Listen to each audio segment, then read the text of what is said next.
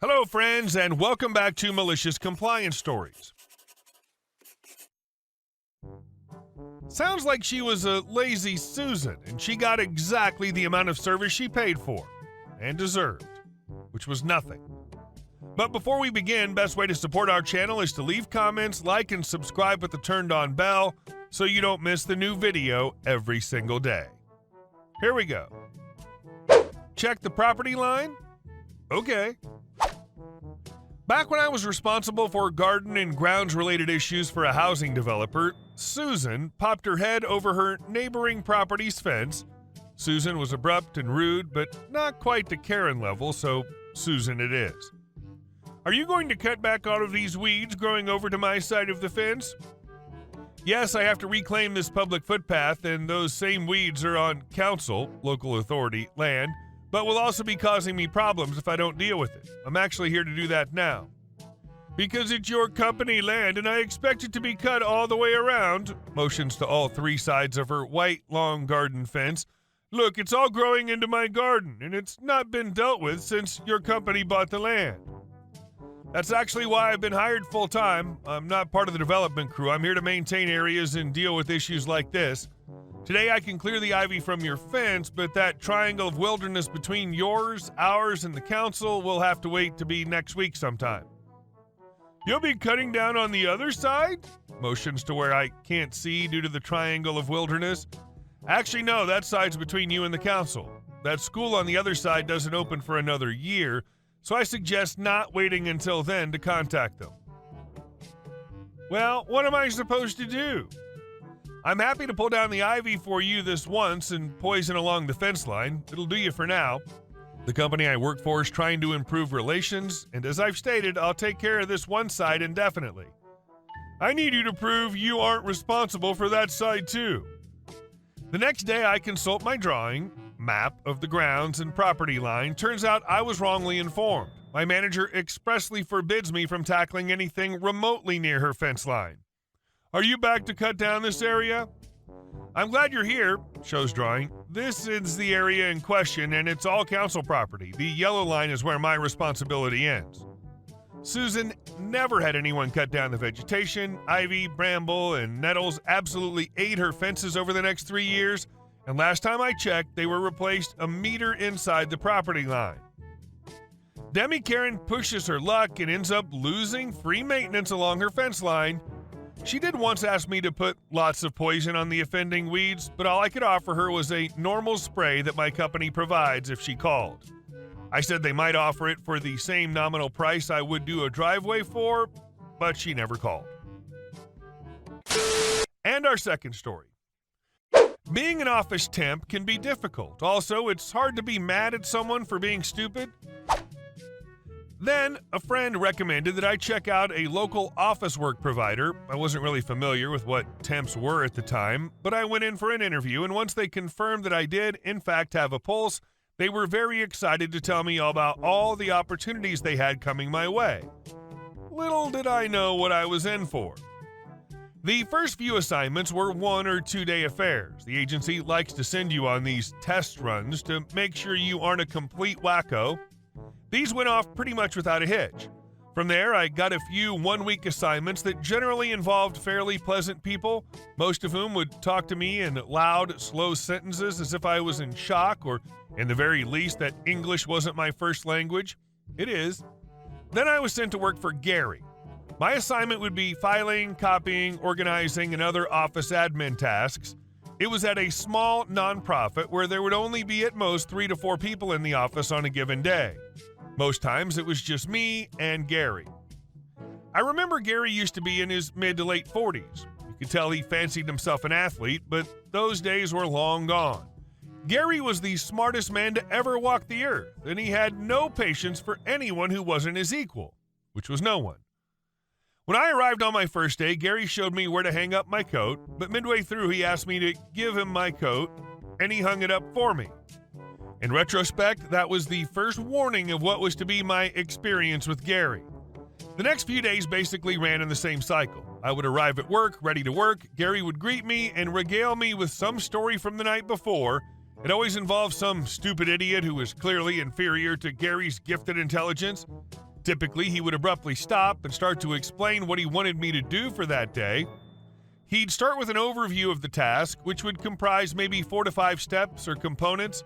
After each step, he'd stop and ask me if I understood and if I thought I could do that without help in this incredibly earnest, condescending tone, like he really was concerned that I was too stupid to do it.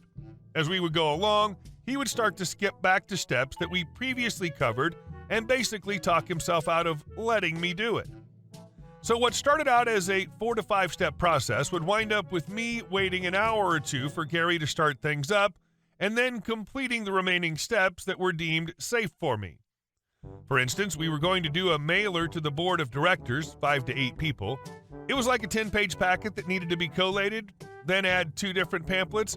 Then we needed to put each in a large envelope, label the envelope, use the postal meter, and then put them out for the mail carrier. I was allowed to put the materials in the envelopes and seal them. I then affixed the labels, apparently in the incorrect order, even though they were all exactly the same. When I made a move towards the postal meter, Gary almost tackled me and told me that I should take 5. While it was mildly entertaining to get paid to have someone else basically do the work that I was hired to do, the way I was spoken to began to wear on me pretty quickly.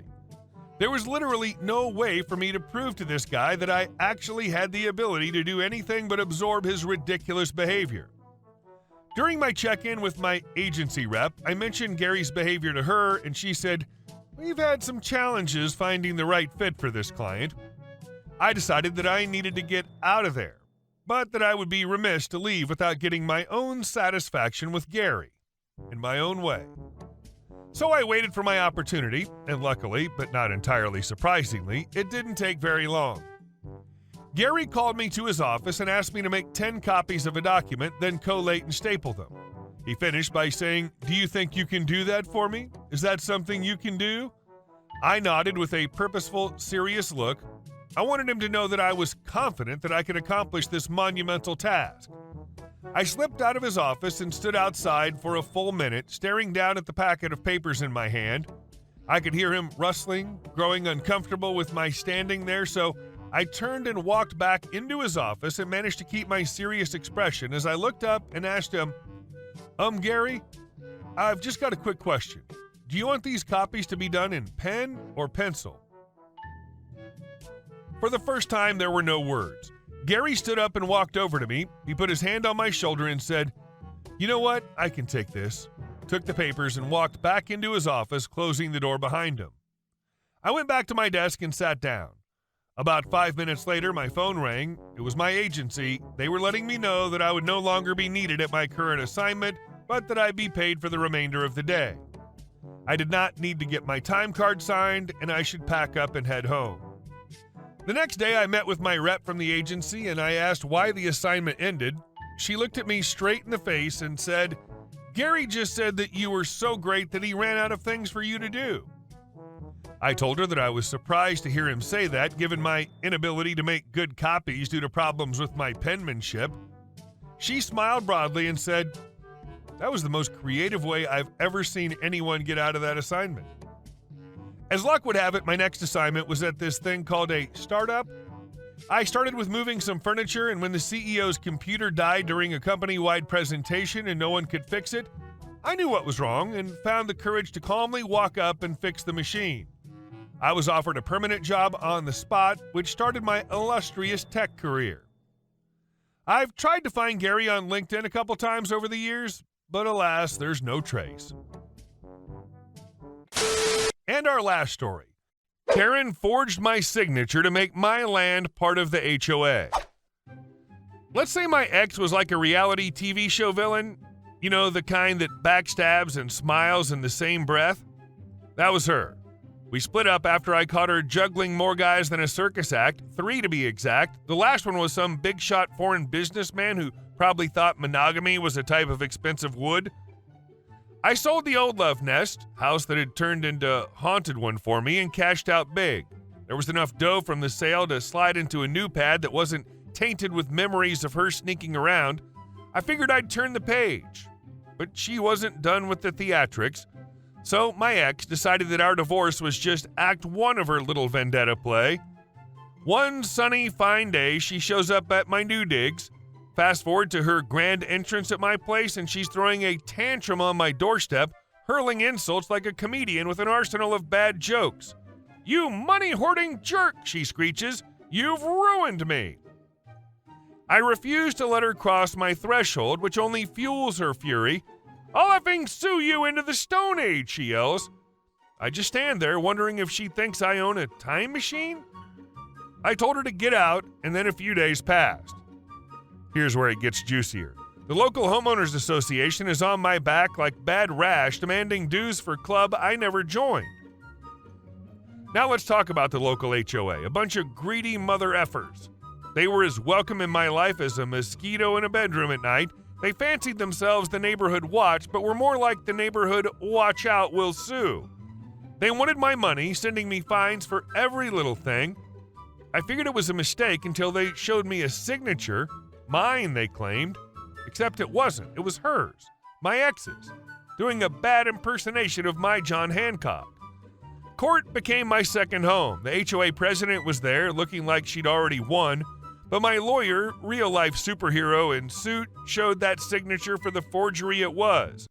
The president's face turned 50 shades of red when the judge asked how my wife, the phantom signer, factored into my home affairs.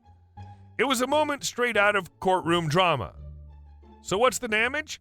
The HOA pres gets booted out of her throne, I get a check that has me grinning like the Cheshire Cat, and as for the ex, she's off gallivanting in Europe with beau number who knows what, leaving a trail of empty wallets.